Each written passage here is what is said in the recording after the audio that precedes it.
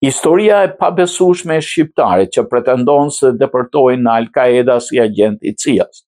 Blerim Skoro, një refugjat nga Kosova që për rreth një dekadë pretendon se ndihmoi Shtetet e Bashkuara në parandalimin e sulmeve terroriste pas 11 shtatorit ndodhet i ndaluar në një qeli në New Jersey. Ai thotë se nuk e kupton pse. Një ish informator i CIA-s i cili pretendon se është infiltruar në rrjetet e Al-Qaedës dhe ISIS-it, është ndaluar nga autoritetet amerikane të migracionit dhe përballet me rrezikun e dëbimit nga SBA.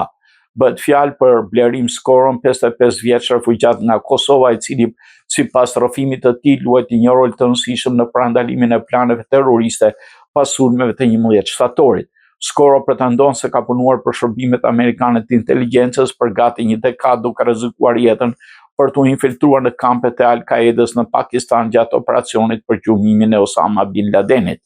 Ai u bë një informator i rëndësishëm për inteligjencën amerikane dhe thotë se misionet e tij quan në disa prej zonave më të rrezikshme të lindjes së mesme. Sipas tij, informacionet që përcillte ndihmuan në parandalimin e furnizimit me armë të grupeve xhihadiste.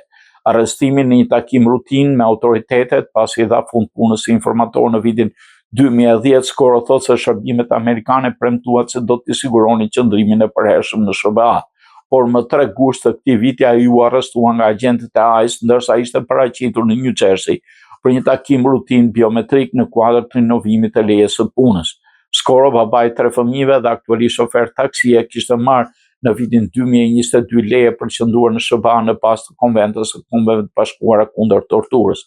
Ai kishte argumentuar me sukses se kthimi i tij në Kosovë do të vinte në rrezik jetën për shkak të punës së tij të fshehtë me grupet xhihadiste. Kam punuar për CIA dhe kam bërë gjitha këto gjëra për këtë vend dhe tani jam këtu, tha Skoro për The Times, ka qendra e parë burgimit të ICE në Elizabeth, New Jersey.